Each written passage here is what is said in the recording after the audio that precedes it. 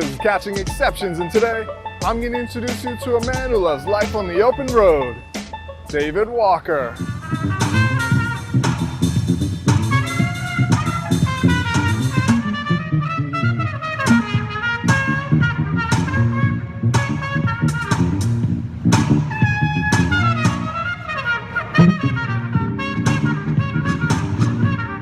So thank you for sitting with me. Yeah, thank you. Where are you from? Where'd you grow up? Well, I grew up in Ohio for the first 10 years, and then after that moved all around. And I noticed you drove in your RV, you travel quite a bit, and you live down in Texas and Oklahoma / Yep. Well, so I met my wife in Oklahoma, and Houston, Texas was the only place I could talk her into moving to.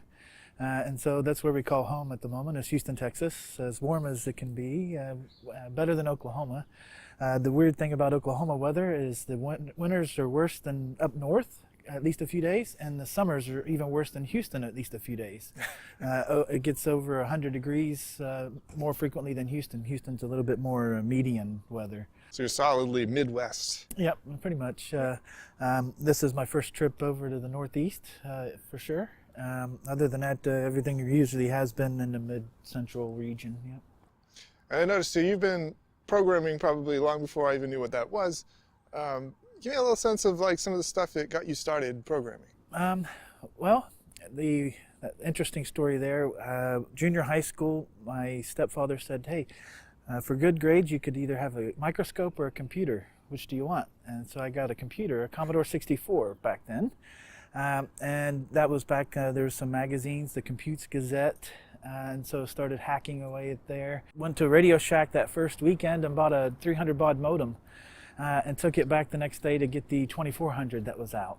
And so from that point I started into multi-user systems like bulletin board systems, and just kept doing that as a hobby all through high school, being a BBS Sysop. Give me some memories about the BBS. I never actually used any of this. It's basically like a message board. In some areas there was some games, like I think one of the popular ones was Trade Wars.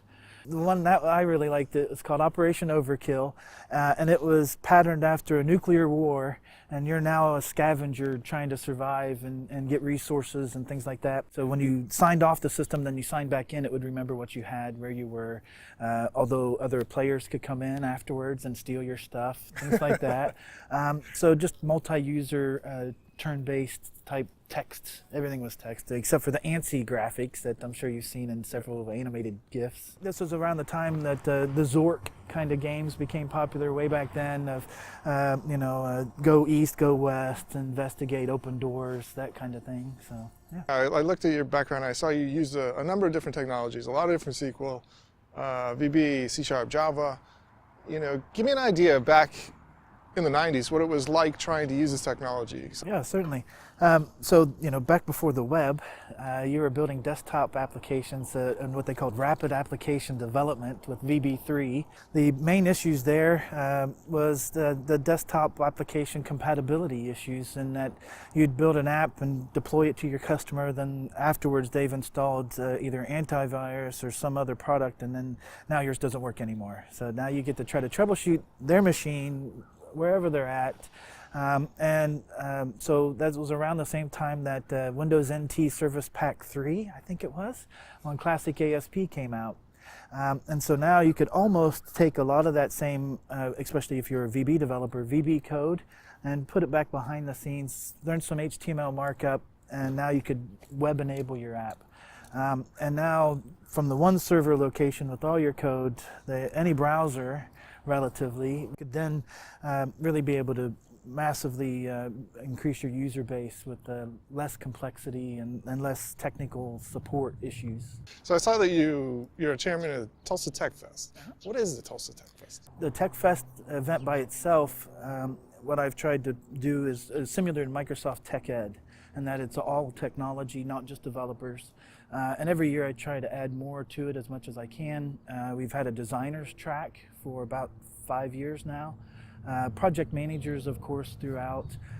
So I basically, anything technology, has had several years of social media marketing, the general business user of software would be interested in attending, not just developers.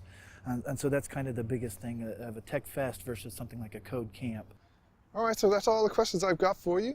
But this is the time where you get to say your message to the community if you have one. The one thing I've been passionate about around TechFest conscientiously is no cost. So a lot of these things will be free, and you know, just watch for those. Meetup has been a great tool over the years. It seems like every Sitecore user group uses it, so definitely check those resources out. And I know I'll be for the first time going to Amsterdam in about 4 weeks now, roughly, and speaking. And so there's always those types of conferences and events. And then 2 years ago they had the one in New Orleans. So definitely be sure to watch in your local areas, because those things come to your area where you don't have to travel very far to get some great education and learning and just networking. Thank you. Thank you. So that was Catching Exceptions, and you just met David Walker, the Sitecore Architect for Layer 1 Media. Next time you see me, we're going to be getting to know somebody else. Till then, hang loose.